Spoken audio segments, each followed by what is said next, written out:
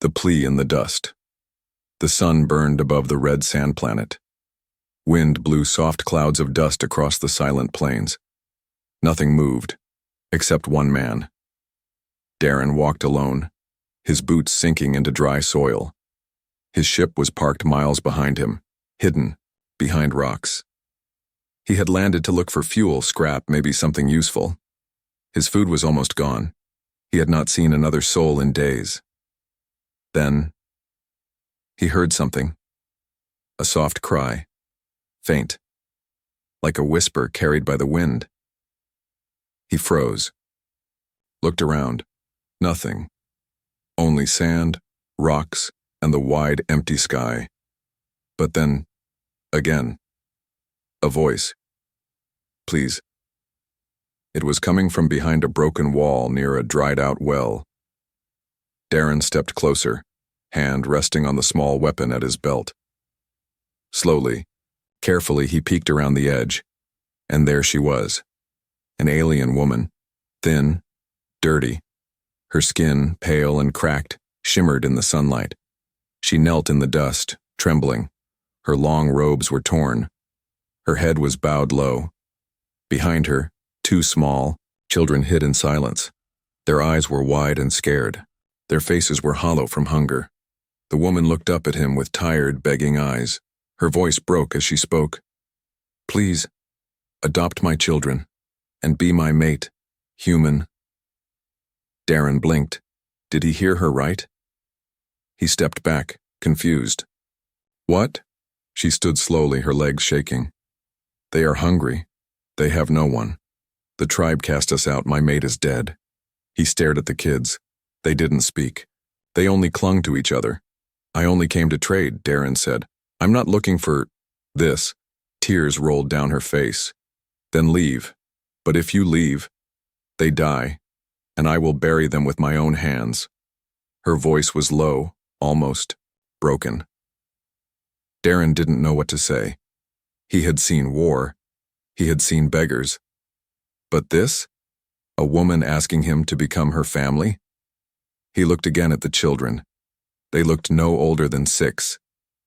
Their tiny hands gripped each other tightly. Their stomachs were flat. Their ribs showed through their skin. What happened here? He asked. The woman swallowed. My name is Valari. My mate worked in the mines. He died in a cave-in. No one helped. No one cared. Widows are unwanted. Darren felt something twist in his chest. Why me? He asked. You're human.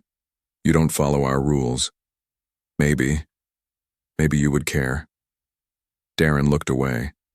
He wasn't sure he wanted to care, but his heart felt heavy.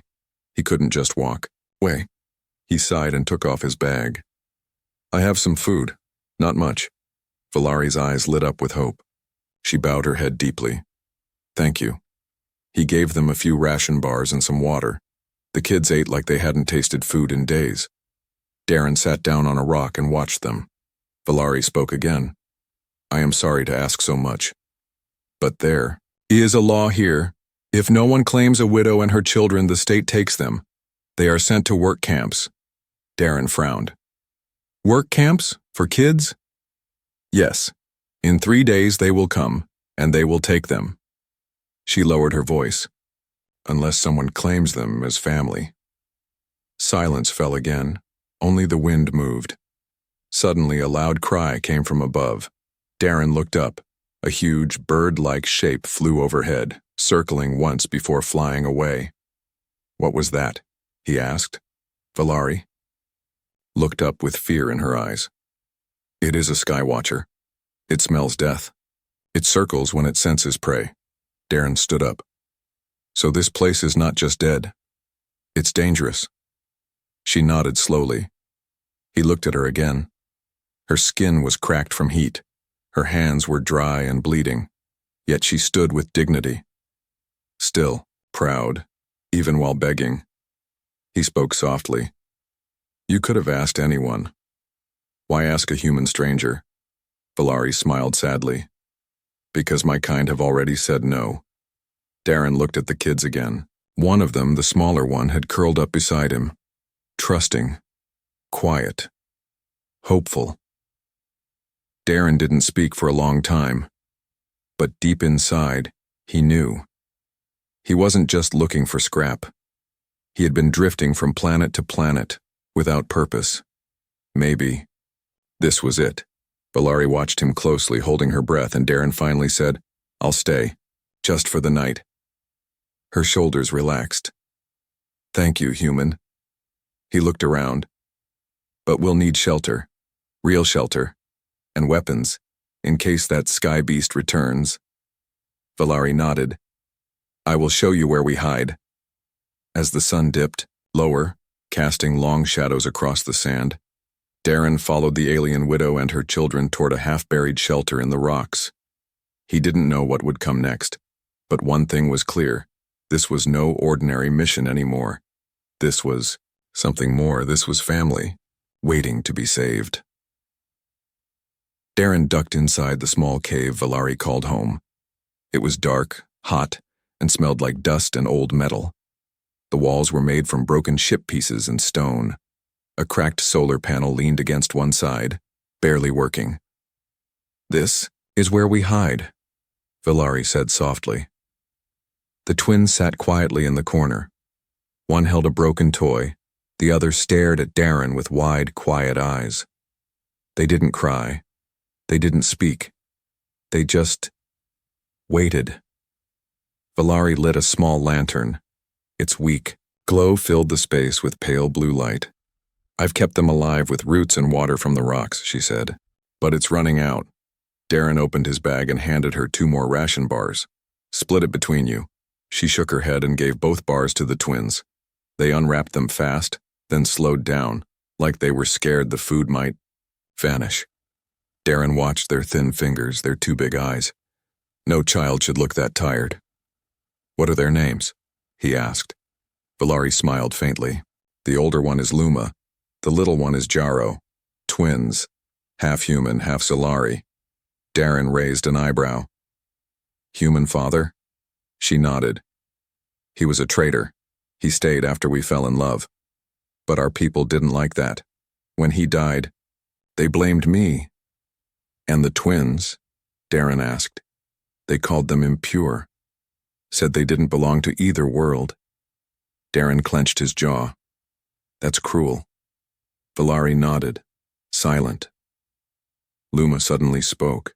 Her voice was soft and shaky. "Is he really going to leave like the others?" Valari looked down. "No, child, he brought food. That means he cares." Darren knelt beside the girl. "I'm not leaving. Not yet. I want to help." Jaro crawled to him and sat in his lap like a small animal.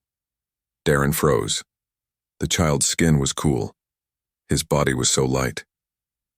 "He likes you," Valari whispered. Darren looked at the boy. Jaro reached up and touched Darren's face. A small smile appeared. It hit Darren hard. He had been alone for years, jumping from planet to planet. No family, no roots. But this boy, this little stranger, touched him like he had known him forever. Darren wrapped a small blanket around the boy. "You're safe now." Valari's eyes glistened. Suddenly the cave trembled. Dust fell from the ceiling. Darren jumped to his feet and pulled out his weapon. Valari whispered, "It's back." "The beast?" he asked. She nodded. "It comes at night, searching for weakness." Darren moved to the door and peeked outside. He saw nothing, but something moved behind the distant rocks, large, heavy, watching. He returned and whispered, "We need to reinforce this place." "There's metal outside," she said. "Old plates from a crashed ship." Darren nodded. "I'll bring them, and we'll block the entrance." "Be careful," she warned. Darren left quickly, grabbing the metal. The wind was rising. Sand hit his face like sharp needles. He dragged 2 large pieces inside, sweat dripping from his face. Together, he and Valari placed them across the door and sealed it with old cords and stone. "Not perfect," Darren said, "but it'll hold for a while." Valari nodded. "Thank you." That night, the children slept curled up in a corner. Darren sat near the door with his weapon ready. Valari sat across from him. "Why did you stay?" Darren thought for a moment. "I don't know. Maybe I was tired of running." She looked at him, confused. "I've been alone for so long," he said. "Always moving, never settling. I thought that was freedom. But maybe I was just empty." Valari lowered her eyes. "You still don't have to take us." He looked at the children. "But if I don't, who will?" The cave fell silent. Outside the wind howled. Then came the sound. Scratching. Something large brushed against the outside wall. Slow. Heavy. Valari's eyes went wide. "It's here." Darren raised his weapon. "Stay quiet." The beast sniffed around the cave. Darren saw a huge shadow pass the door crack. Its claws scraped across the metal plates. Jero whimpered in his sleep. The beast paused. Then, silence. For a full minute, nothing moved. Then the beast growled and walked away. Valari held her breath until it was gone. "That was close," she whispered. Darren stayed up the rest of the night. When morning came, he stepped outside. The sky was clear, but in the dirt, massive claw prints circled the cave. He returned and looked at Valari. "We can't stay here." She nodded. "I know." Looked at the children. They were still sleeping. "We'll move. Find higher ground. Build better walls. If I'm going to stay for a few days, we'll do this right." Valari looked at him with hope in her eyes. "Thank you, human." He looked back at her. "My name is Darren." She smiled. Then, "Thank you, Darren." As he looked at the small family in the dark cave, something inside him changed. This was more than survival now. This was a beginning. The morning sun cast long shadows across the sand as Darren followed the claw marks outside the cave. They were deep, sharp, and too wide to belong to any animal he knew. Each print sank several inches into the dirt. He crouched beside one and ran, his fingers along its edge. "This thing is heavy," he muttered. And it was close. Very close. Behind him, Valari stepped out, her eyes squinting in the bright light. She wrapped her shawl tightly around her thin shoulders. "It's called a sand maw," she said quietly. "It hunts only when it smells hunger or fear." Darren looked at her. "You've seen it before?" She nodded. "It came the night after my mate died. Since then it circles every few days. Waiting. Waiting for you to be too weak to run," Darren guessed. Valari didn't answer. She only stared at the horizon, where the wind carried dust like smoke. Darren turned back to the prince. "It's smart. It doesn't rush. It tests the door, watches for movement." He stood and dusted off his hands. "We need to leave soon." Valari hesitated. "There's one place, high ground. My mate built a shelter there once, before he died." "Good. We'll move tonight. Too hot during the day." Darren glanced toward the cave. "The kids?" "They're still asleep. They don't rest well, but when they do, they dream." Darren raised an eyebrow. "Dream? About their father?" she whispered. "About safety?" Darren said nothing. He knew what it meant to dream of a place that no longer existed. Later that evening, just as the sun began to fall, they packed what little they had. Blankets, a cooking pot, Darren's remaining rations. Valari carried a small pouch tied with bone thread, her only treasure. The children followed without complaint. Darren led the way, weapon ready. The prince from the sand maw led away, but the feeling of being watched never left him. For 2 hours they walked, climbing rocky hills and crossing dry riverbeds. Valari moved slowly but never stopped. Her children stayed close, clutching each other's hands. Finally, at the top of a stone ridge, they reached the old shelter. It was small and half buried into the hill. The entrance was narrow, hidden behind thorny vines. Darren had to crawl too, get inside. But once in, he saw it was strong. Stone walls reinforced with metal, An old energy coil still glowed faintly in the corner. "This will work," he said. Valari smiled weakly. "My mate built it with love." Darren began blocking the entrance with rocks. "We'll need to fortify this. If the beast comes again, it won't get in." Luma helped by carrying small stones. Yarrow sat near the wall, playing with 2 pebbles. That night they ate together. Quietly. Soft sounds of chewing, fire crackling, and the wind outside. Then a sudden thud. Darren stood immediately. Valari gasped. "It's here again." He crept to the wall and listened. Heavy breathing, slow steps. The ground trembled. The beast had followed them. "How?" he whispered. "We covered our tracks." Valari's eyes widened. "No, not tracks." Darren understood.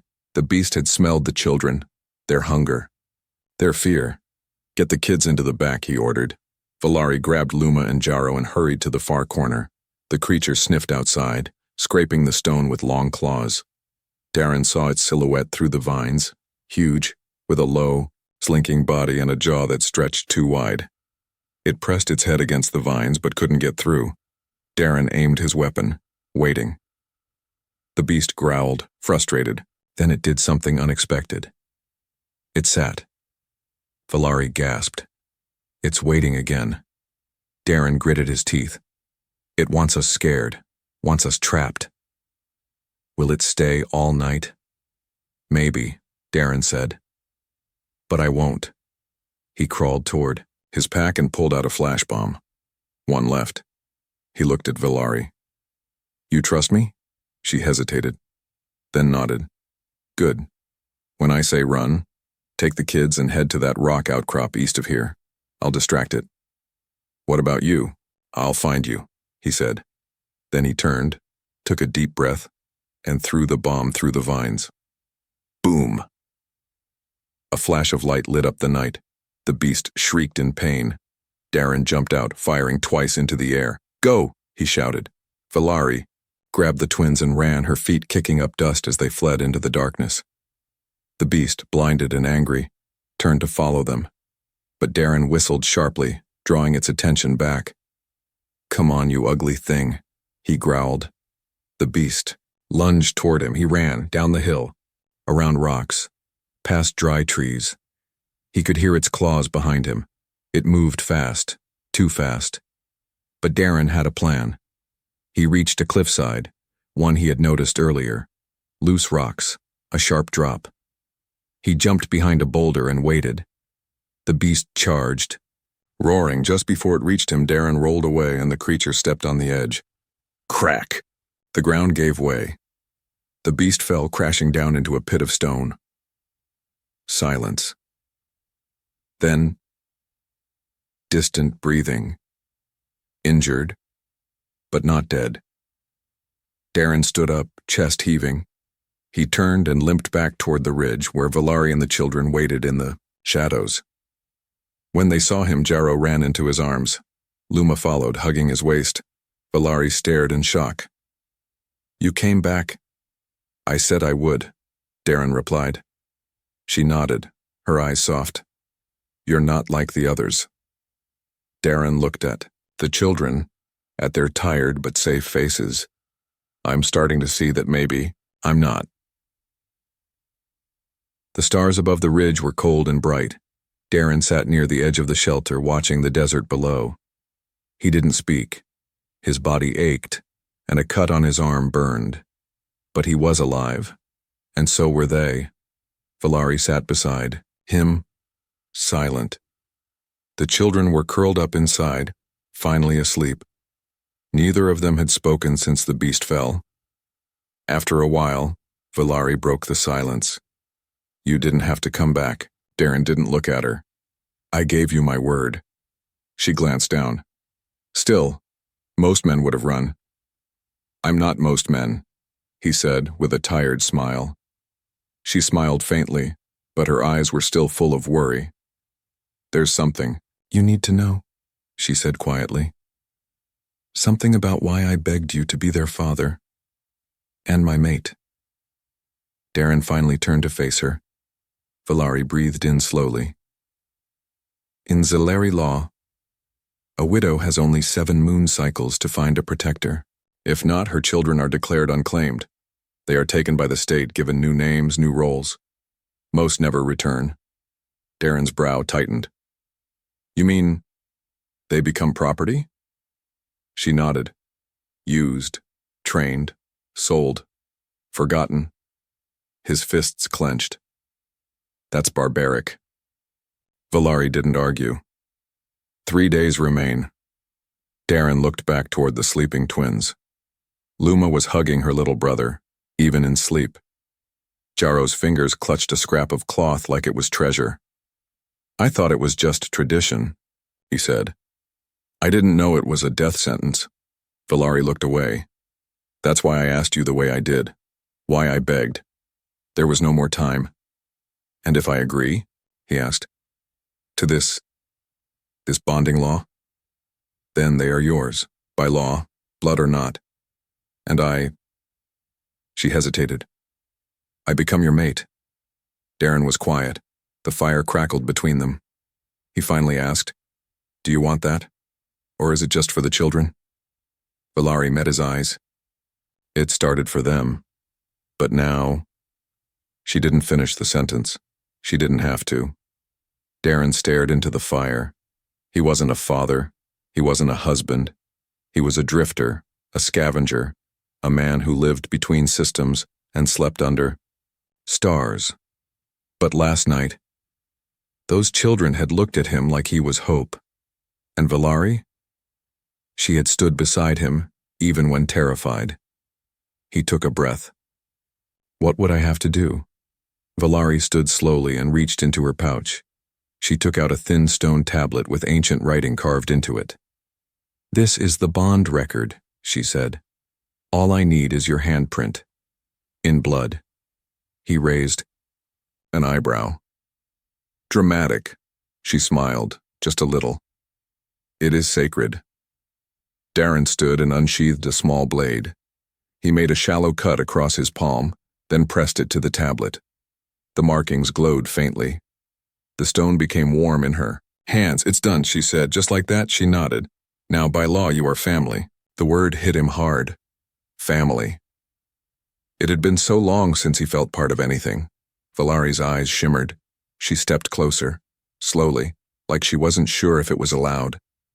Darren didn't move. He just looked at her, really looked. The dirt on her skin, the scars on her hands, the weariness in her eyes, and something else. Strength. She whispered, You've given me more than food or safety. I just did what was right. No, she said. You gave me hope. He looked at her for a long moment, then said softly, I think you gave me something too. Before either of them could say more, Jaro's voice called out. Darren?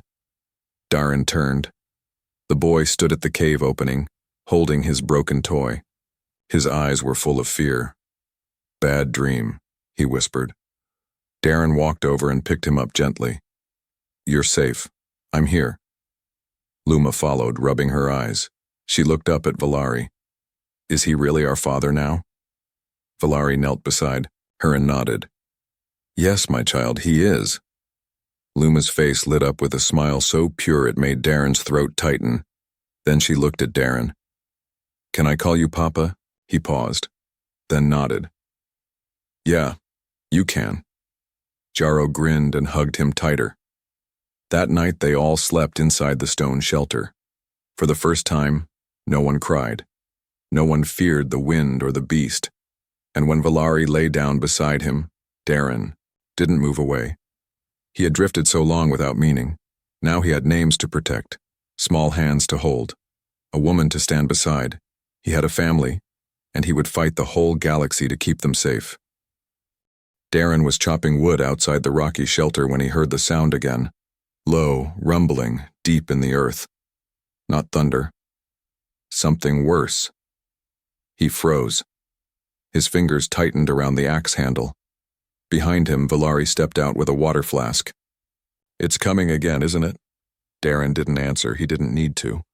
The air was thick. Still. Even the wind had stopped. He looked up at the sky. Black clouds were moving in. The desert never had storms like this unless something unnatural was near. I thought it fell, he said. I watched it drop. Valari shook her head slowly. Sand moths don't die easy, you only made it angry, Darren muttered under his breath. Lucky me. He quickly moved toward the shelter. Get the kids inside, I need to build a firewall. A firewall? It hates light and heat. I'll light a trap. Draw it in. Valari's eyes widened. You can't fight it alone. He looked at her with calm eyes.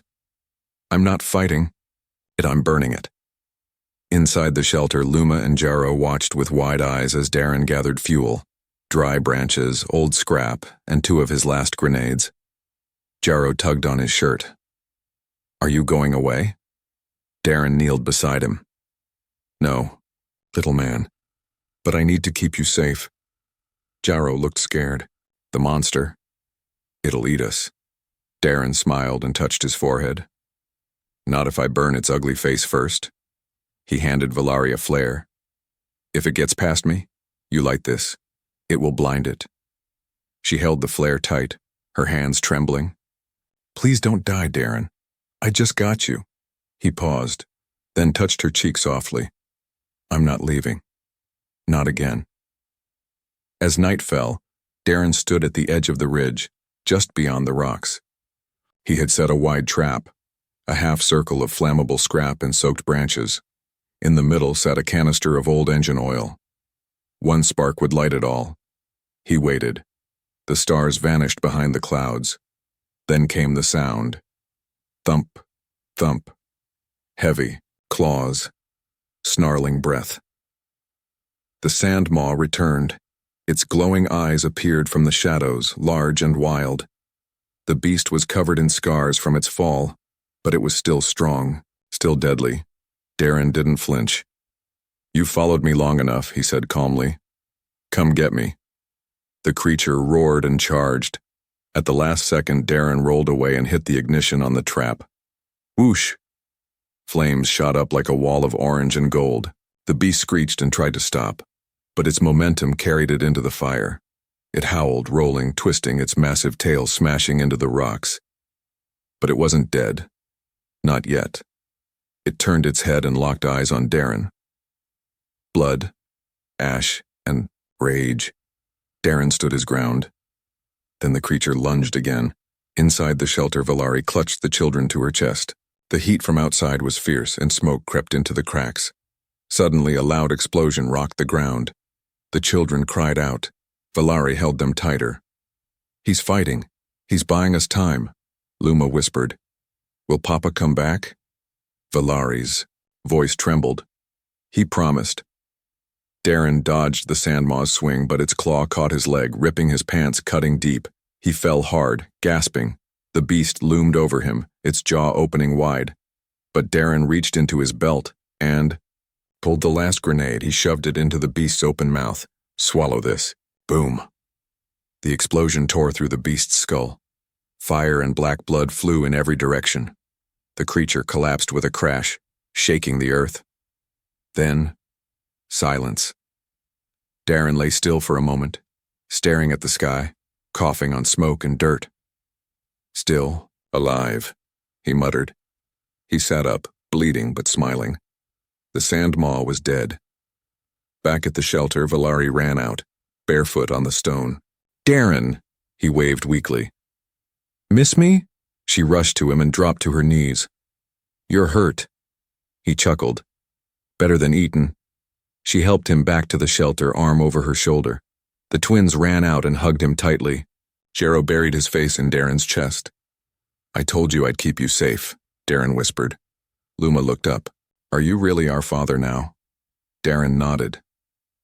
Forever. They treated his wounds that night. Valari wrapped his leg and cleaned his cuts. The children fed him small pieces of fruit and soft bread from the supplies Darren had hidden. Later, as they lay under blankets in the warm shelter, Valari leaned close to him. You didn't just fight for them, she whispered. You fought like their father. I am their father now, Darren replied. Valari touched his hand. And my mate. He looked into her eyes. Yes, yours. They stayed like that, hand in hand, as the night passed. Outside, the wind howled. But, inside, there was peace, and for the first time in many years, Darren felt like he had finally come home. The morning sun rose slow and red over the desert. Smoke still drifted from the spot where the sand maw had died. Flies buzzed around its burnt remains. Nothing else moved. Inside the shelter, Darren sat with a bandage around his leg. His face was bruised, but he was smiling as Jaro climbed into his lap, holding a rock shaped like a heart. "For you," the boy whispered. Darren took it gently. "Thanks, little man." Luma sat beside him, drawing strange symbols in the dust. Valari watched them from the corner, her eyes soft. Her family, broken, bruised, and still alive. But peace didn't last long. A sharp noise came from outside. Darren's hand moved instantly to his weapon. "Stay with the kids," he told Valari. She nodded and pulled them close. Darren stepped outside, limping slightly. The wind had picked up, carrying sand with it, but in the distance, he saw movement. 3 figures, riding hover beasts, armored, tall, familiar, Solari warriors. Valari came out beside him, her face pale. "No," she whispered. "It's them." "Who?" "My old tribe. The ones who cast me out. They've come. For the children." Darren's eyes narrowed. "Let them try." The warriors stopped a few meters away. One stepped forward. His face was scarred, and his robes shimmered with clan symbols. "Valari of the Broken Nest," he said coldly. "You were given your time. The bond was not approved by council law. We've come to claim the children." Darren stepped in front of her. "They're not yours to take." The warrior laughed. "And who are you, human? A drifter with a broken ship and no clan?" "I'm their father now," Darren said calmly. "By the bond law, sealed in blood." The warrior's smile faded. "You dishonor the law." The council did not witness it. Valari stepped forward, standing tall despite her thin frame. "Followed the old ways." "That is enough," the second warrior scoffed. "This male has no bloodline, no right, no worth." Darren took a step forward. "I fought the Sandmaw. It's dead. I protected this family when your tribe turned away. If that's not worth something, then your law is broken." For a moment, no one spoke. Then, the lead warrior drew his blade. "The law is power. And you, outsider, have none." Darren didn't flinch. "You can try to take them, but you'll have to go through me." The warriors raised their weapons. Valari shouted, "Don't! There are children here!" But they didn't stop. Just as they charged, a roar echoed across the ridge. Not from a beast, from above, a shadow passed over them all. Massive wings, a screech like lightning tearing through metal, a sky beast. Another one? No, the mother of the Sandmaw. Darren's eyes widened. It followed the blood scent. The warriors froze as the creature landed with a thunderous crash. It was larger than the first, older, and full of rage. The lead warrior turned pale. "Retreat!" Too late. The beast charged them. Claws slashed. Hover beasts screamed. One warrior was grabbed and thrown into the rocks. The others tried to flee, but their path was blocked by fire and dust. Darren ran and pulled Valari and the kids behind a boulder. "Stay low," he shouted. The ground shook. Screams filled the air. The sky beast tore through the attackers like paper. Then something strange happened. It stopped, sniffed, turned, and looked at the children. Luma stood slowly, her eyes locked with the giant beasts. "Don't," Darren whispered. "Luma, stay down." But the beast didn't growl. It lowered its head. Luma reached out and touched its snout gently. It purred. Jaro crawled beside her and placed his small hand beside hers. Valari gasped. "I don't believe it." Darren stared. "They're not afraid. The Sandmaw, the first one, It didn't kill them when it came close. It watched. Valari covered her mouth. They're part of something more. Something ancient. The beast pulled back, gave one last cry to the sky, and flew away into the clouds. The dust settled. Only one warrior remained, crawling away in fear. His blade was gone, his pride shattered. He looked at Darren with wide eyes. What are they? Darren helped Valari to her feet. They're my children. The warrior backed away and ran without another word. That night, the stars seemed brighter. Valari wrapped her children in warm blankets. They laughed for the first time in days. Darren sat at the fire, staring into the flames. Valari joined him. You see now? She said gently. He nodded. They're not just special to you. They're important to this world. She looked at the sky. Maybe to all worlds. Darren looked at her. No one will take them. I'll die before that happens. Valari rested her head on his shoulder. You won't have to. You gave them a future. Darren smiled, though tired. Let's hope it's a quiet one. She chuckled softly. With our children? Never. They sat together as the fire cracked, the twins asleep beside them. No longer hunted, no longer forgotten. This time the family stood tall, witnessed not by law, but by fire, blood, and the sky itself. The wind was softer now. Darren stood outside the shelter, staring at the golden horizon. The desert, once cruel and empty, now looked peaceful. It had taken so much from Valari and her children, but now it had given something back. A future. Behind him, laughter echoed from inside the cave. Jaro was chasing Luma in circles, giggling wildly. The small, dark shelter had turned into a warm home. The floor was swept, blankets were clean, and food, real food, was cooking over a fire. Valari stepped out, holding a cup of herbal tea she made from wild desert leaves. She smiled at him. They haven't stopped laughing since yesterday. He took the cup and nodded. They earned it. So did you. Darren drank in silence. His leg still hurt, but the wound was healing fast. Valari had taken good care of him, wrapping the injury each day with a careful hand. You know, he said after a while. When I first landed here, I thought I'd be gone by nightfall. She chuckled. And now? He glanced back at the children. Now I can't imagine leaving. Valari's smile faded a little. But you have a ship, a life out there. Darren stared at the sand for a moment. I had a ship. I had fuel. I had freedom. He looked into her eyes. But none of that ever made me feel like I belonged. She lowered her eyes. And now? Now I have you. Them. A reason to stay. She didn't speak. Her hand reached for his. He didn't pull away. Later that evening, the family shared their meal. Warm stew, thanks to supplies Darren had traded from his ship. Luma fed her brother with a big wooden spoon, pretending she was a royal chef. Jaro shouted, "More stew for the space prince." They all laughed. Darren leaned back and watched them, his heart heavy but full.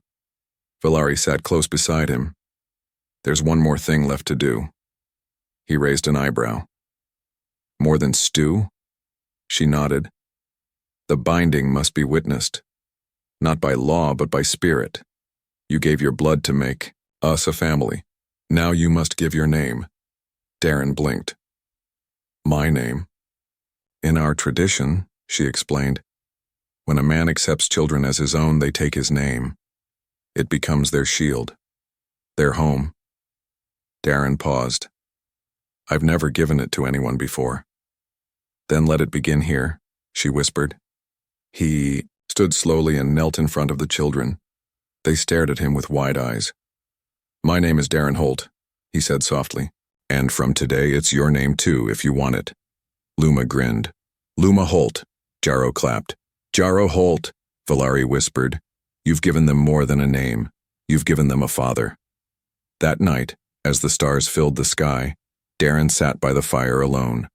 Valari approached and placed something in his hands. It was a small necklace made of leather and stone, rough, handmade, worn. "This was my husband's," she said quietly. "He made it the day Luma and Jaro were born." Darren held it carefully. "Are you sure?" "He would have given it to someone who loved them as much as he did." "You've proven that." He looked up at her. "Thank you." She sat beside him. "What will we do now?" He stared at the sky. "I'll strip my ship for parts. Use the energy cell to power this shelter. Reinforce the walls. We can make this place better. And after that, we'll make a farm. Grow real food. Maybe trade with passing ships." "You'd stay?" she asked. He turned to her. "I've already stayed. I'm not going anywhere." She leaned in, and for the first time, kissed him. Softly, gently, with years of fear and hope wrapped inside. When they pulled apart, she whispered, "You were never just a stranger. You were the one they needed." Darren rested his forehead against hers. "And you were the family I didn't know I was searching for." Weeks passed. The ridge became a safe haven. Darren worked hard, building walls and solar panels. Valari planted herbs in pots made of stone. The children laughed and grew stronger each day. No more warriors came. No more beasts. Only wind, stars, and the hum of a new life. Then, one morning, a ship appeared on the horizon. A merchant freighter.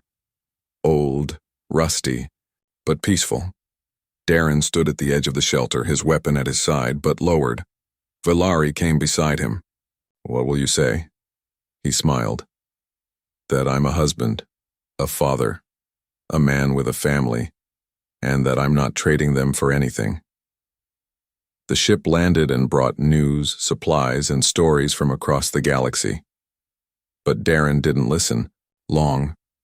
His heart was here, with the woman who once begged for help in the dust, with the twins who once had nothing, but now had everything, with the family he had chosen, and who had chosen him back.